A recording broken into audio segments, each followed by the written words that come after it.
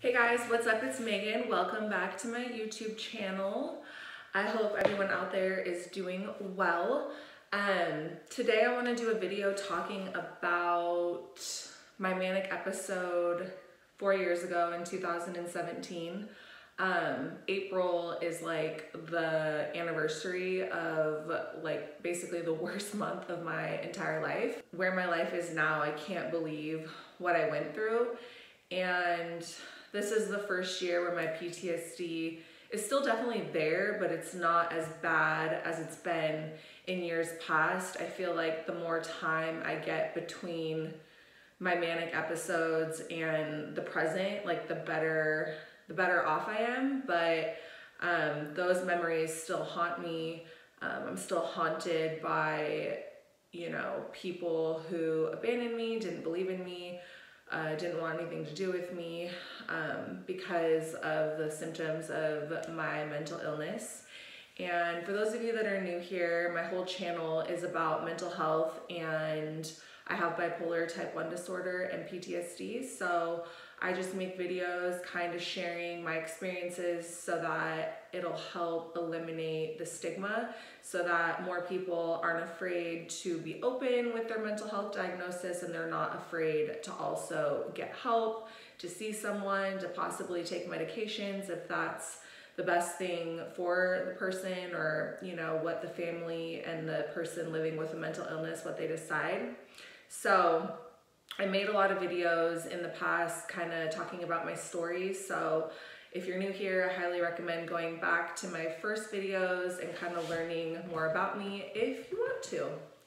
So in April of 2017, I was arrested 3 times that month, and I was also in jail and got mistreated in jail. I got mistreated by police officers.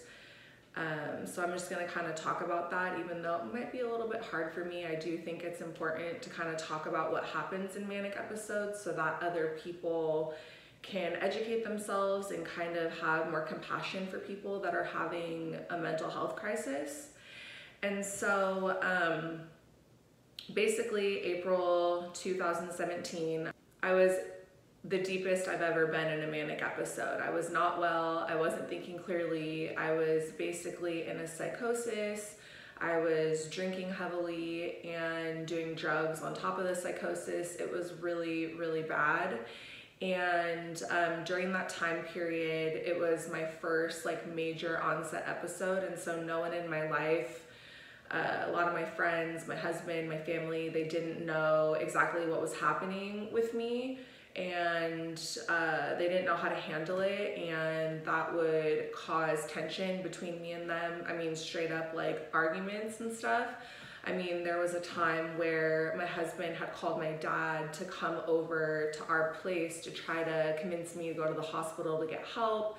And I just totally wigged out and got really upset with my husband. And I was just like, I want a divorce. I don't want to be with you anymore because you're basically trying to get me to go back to the psych ward, where the first time I went to the psych ward, I was sexually harassed, and the male nurses there took sexual advances at me. And so on top of compounding with the fact that I have all this childhood trauma of sexual abuse and weird stuff going on, it was just very triggering and made me angry, and made me just so angry at my family and my husband. And so I just felt so misunderstood. I felt like no one was being kind to me. I didn't understand what I was doing wrong.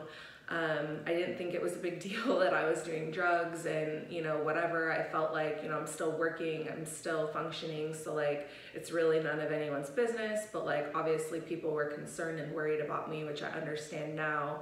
But it basically, all the tension and friction between myself and my husband and my friends and family, the tension was too much, too great for me, that I basically ran away from home. There's a highway near where I live where a lot of shady stuff goes on, drug deals, probably prostitution, things like that. And so for whatever reason, when I was manic in my psychosis, I felt very drawn to go like be with these types of people, because I thought and believed that they were also misunderstood just like me. And I felt like if I became friends with people that were homeless or on the streets or just kind of getting into sketchy shit like I kind of wanted to be doing, I felt like that was going to be the best fit for me, which now I realize that's so dangerous. I can't believe, you know, I have flashbacks of myself like getting into cars with people I don't know, or you know, hanging out socially with people I don't know that are involved in like, you know, selling drugs and things like that. I mean, and when I'm manic, I'm very vocal and I think I'm a gangster and I kind of talk shit, and I'm just very lucky that I didn't get seriously injured or raped or anything like that. I mean, I'm very lucky, very, very lucky. And I think about that all the time, because although it's been super hard to recover from these manic episodes and I'm still working on it every day, it would have been a whole nother layer if like something really bad had happened to me. The worst thing that probably happened to me when I was manic physically is I did get like jumped at a gas station by this like random girl. She just came up to me and like punched me. Actually, I had like a bag full of candy, cigarettes, and like Pringles, like chips. And, you know, when I was manic, I've mentioned that I just felt the need to just buy a bunch of shit and just like give it away to people. Like I just wanted to be like generous, because at the time I did have a hair salon. I was making good money. So I just, you know, part of having a manic episode for some people, especially if they have bipolar type 1, spending money, you have no understanding of what you're doing. And so there's like no consequences. It's just like, okay, cool, I just dropped $500 at the casino, and like the Megan that I am right now, I would like never do that. But when you're manic, that's just, you just make different choices than you would when you're healthy, basically. And so that girl actually ripped the can of Pringles out of my hand when I was standing outside of a gas station, and she like hit me over the head with them like really hard. She like punched me. So that was like awful that I had to go through that. But I mean, it was just kind of like every day when I was manic was just like, I was just involved with, drug dealers, and they basically welcomed me with open arms, to be honest. And like a lot of them felt like me, like they are like really good people deep down, that their lives just took a turn down a bad spiral and now they're just trying to like get by. There was this one lady that I got particularly close to on the streets when I was manic. Everyone called her Mama D, and she basically at one point had told me that she was married, had kids, had a house, had like her life together, and basically one day her husband passed away. She couldn't make the house payments on her house anymore without his income, lost her house, you know, got depressed, started doing drugs, and then, you know, then she ended up like basically prostituting herself to make money to get drugs. So it's like, I know deep in there, like all these people I was hanging out with, like they're not like evil people. They just like, you know, went down a bad path. And so that's basically what I felt I was going through. So hanging out with those types of people felt like comfortable for me, even though in my right mind looking back, I'm like, ah, that's so dangerous. I can't believe I did that. But anyhow, I'll just kind of talk about, for example, I've mentioned that I got arrested 3 times in a month, where prior I had never been arrested in my entire life. But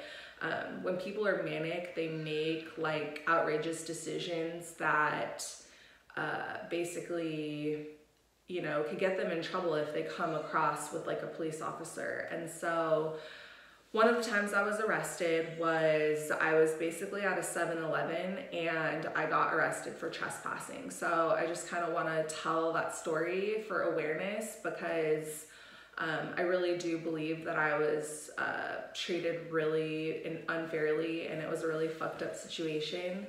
But at the point where I got arrested at 7-Eleven, that was the last time I got arrested. And what had happened was I was just like on the streets, like hanging out with random people. And something I did all the time when I was manic too, which is just like, again, I have flashbacks of just like, oh my God, like I can't believe I did that. I would call 911 like all the time. Like I would call 911 because I wanted to talk to police officers to like get help. And so basically a lot of the police officers knew me in the area because I kept calling them, which they started to get frustrated, like stop calling us, like, you know, there's actually like more serious shit we have to focus on. But again, like I didn't understand that. And so I remember calling a police officer and asking him if I could get a ride to the casino, which was like 20 minutes on the freeway away. And he's just like, look, I'm not an Uber, I'm a police officer. Whereas honestly, there was times where police officers gave me rides places because I think they could tell I like wasn't in a good place. But yeah, at that point I just kind of expected police officers to be like, hey, like take me here. Because they did a couple of times, but then this police officer on this particular night was just like, you know, I'm not gonna do that or whatever. And I was just like, why? Like, you don't seem that busy. And he's just like, no, like I'm not taking you, you can walk. And so it would have been like an hour-long walk, probably, if not more, but I was just like, okay, that's what I'm gonna do. For whatever reason, I felt like when I was manic, my home base was the casino. I always wanted to be at the casino because it's like, you're undercover, you're in, you know, a building, so you're dry and, you know, not cold. They're open 24 hours a day. So no matter what time of day, I felt like that was kind of my home base, which again is funny. But so as I was walking to the casino, I remember walking and there was other people walking, you know, very late at night, and I was just like swearing at them and I was just so angry. I was crying, I was talking shit. I eventually got to this 7-Eleven. I went inside and there was a woman working. Her name is Donna, and she, would say is like between 40 and 50. And so I basically go in the 7-Eleven and I tell Donna, look, I am in a bad place. Like you know me being in here is like technically loitering, but I need help. Like, can you please help me? And she was actually amazing and just said like, yeah, I work until like 7 or 8 in the morning. And then when I'm off, like I'll give you a ride. And her husband was actually, he doesn't work for 7-Eleven, but you know, looking after his wife that's working like the night shift, just to be safe, he would go in and like help her stock like beer and products in the 7-Eleven. So it was kind of the both of them. And she just kept telling me like, you remind me so much of my brother. And come to find out, she told me later that her brother had bipolar disorder and committed suicide. So I think she just had like a whole nother level of like compassion for me. And so I had no money or anything like that. I had my phone charger, so she let me charge my phone at the 7-Eleven. She actually loaned me money. I told her like, I'm a hairdresser, I'll do your hair, like I'm good for it. Will you just buy me like some alcohol, some cigarettes, and like some sidewalk chalk? Because I just wanted to like sit outside and drink and smoke cigarettes and like draw with sidewalk chalk. So she like agreed, and I was like, you know, her hair was like stringy and long. I was like, let's go in the bathroom and cut your hair. So like we went into the bathroom at the 7-Eleven, I cut her hair, and we just kind of like traded for her buying me alcohol, cigs, and sidewalk chalk. And like I cut her hair, and I told her I'll color your hair later on today when like you're off work. And so the night kind of went on, and it was getting close to like 7 a.m. when she's supposed to be off work. But she had mentioned like the guy that works after her has been late for work a lot because he's going through a divorce or like whatever. And so she had mentioned that to me. So anyhow, I'm outside drawing on the sidewalk. You know, people are starting to get up and like go to work, and people are coming in to like buy coffee and this and that and the other thing. And so I'm just like saying hi to everybody. I just remember feeling like God was like speaking to me, like I was so much in a psychosis, like I was like seeing things. I swear I saw my best friend that killed himself when I was 23 years old. I swear I saw like my grandparents. Like I was like drawing, you know, in the 7-Eleven parking lot, like RIP. And then I would write my grandparents and then my friend that passed away when I was 23. And yeah, I was just basically like in La La Land, because I was grateful that I felt like I had a friend in Donna, the person who worked at 7-Eleven. She was letting my phone charge. She promised me she'd take me somewhere when she was off work, and her husband was on board with it too. And so basically like around 8 a.m. so this guy that's supposed to like, you know, relieve her and she gets off work comes in at like 8 or 8:30. And he gets out of his car. I'm literally just sitting on the sidewalk minding my own business, and he starts yelling at me like, you get the fuck out of here, you get the fuck out of here. And I was just like, excuse me? I was like, first of all, I'm friends with Donna. Second of all, you're late for work, boo. Like, you were supposed to be here at, you know, 7 or whatever, and you're like fucking over Donna. You're making her work into your shift. And he's just like, fuck you, get out of here, I'm calling the police. So he called the police. The police came.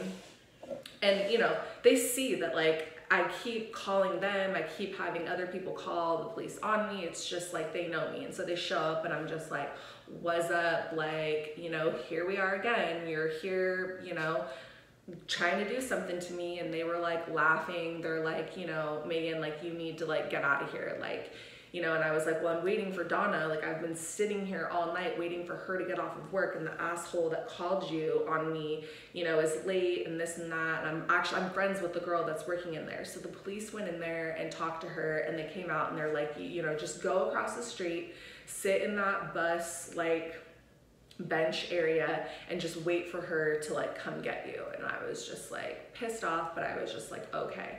And another thing I forgot to mention was I was on my period during this time. So Donna also bought me tampons. So, and I have a really heavy period. I know this is like really gross, but basically I went over to the bus barn where it's like, you know, a cover with like a bench, and like, you know, there's other like homeless people, bums, whatever. I'm like talking to them, smoking cigs, whatever. I like end up doing a freaking handstand hold, like, just, I can't even believe I was like in this mindset. And to be honest with you, like, I needed another tampon. So although the police told me not to go back, I didn't listen. I went into the 7-Eleven, I opened the door, I didn't go inside. I was like, Donna, I need another tampon. And then the guy that, you know, was supposed to relieve her, the asshole that like called the police on me, he yelled again, get the fuck out of here. He called the police, the cops came, they arrested me. When they were taking me to jail, I just remember being so manic and just being like, fuck it, like, at least I'm going somewhere where there's a bed, I can shower. Hopefully they'll let me shower, probably not, but, you know, give me some food, whatever, because I was just like not in a good place. Like, at that point I did not care that I was getting arrested. I was like, whatever. But I do remember that the police officers, there was 2 of them, and, you know, mind you, this is like, you know, 8:30, 9 o'clock in the morning, and they like put their phone on like selfie mode, went to Snapchat, and they started like, I mean, I know what Snapchat is. Like, I'm not, when you're manic, you're not dumb. Like, you're sick and like in a psychosis, but I can still tell when people are like fucking with me, making fun of me.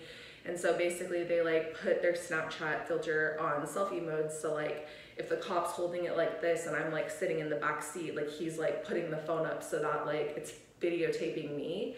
And I was just manic, like cussing, talking shit, whatever. And they were like Snapchatting me, making fun of me, laughing at me. And I'm sure they sent it to people in their Snapchat to just be like, ha, look at this crazy bitch that we just arrested, which, you know, was really hurtful and fucked up. But yeah, then I went to jail. So that's just like an example of like what I went through when I was manic. That's like one like tiny little example. Like, there was so much more that I went through, but, you know, those are the things now, 4 years later, I have the PTSD where like I'll have flashbacks of things that like I thought I'd forgotten about, things that I didn't even remember that happened, and then like all of a sudden it'll just like come to me.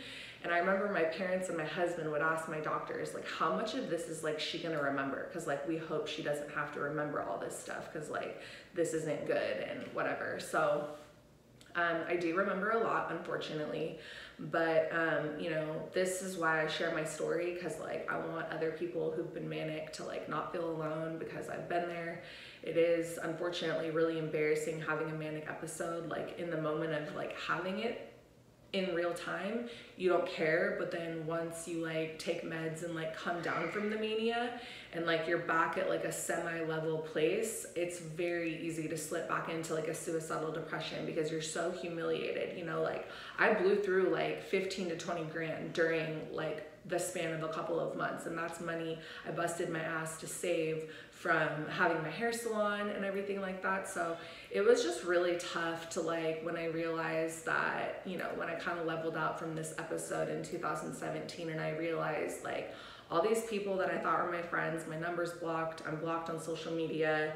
By the way, after the 7-Eleven thing, that didn't just end there. Like, I literally had to go to court for trespassing at 7-Eleven. I had to do like 30 hours or more of like community service to, you know, be okay with that charge, like moving forward. Like, they definitely, I had to write I had to write an apology letter to dude that had me arrested. Like, I was so mad. I'm like, fuck him. Like, I didn't even do anything. Like, I was friends with Donna, you know, and like, I still, like, I've driven past that 7-Eleven like once or twice since it happened, and it's like very triggering, but I wish I could find Donna and like say thank you, because she was actually like very kind to me and had my back, and like, it's just really unfortunate like what happened. But yeah, I had to do community service. I had to write an apology letter. I obviously served jail time. It really sucked. And when I did the fucking community service, it was at a church, like a food bank thing, and the lady that was like running it basically said that like, I need God, that like God will cure my bipolar disorder. And it was just very, very like upsetting. So anyways, I have to get going. My husband and I are going to a birthday party, but yeah, I just wanted to share this story really quick and do a video. And if you're new to my channel, I would love it if you subscribe, give me a thumbs up, and I will see you guys in my next video.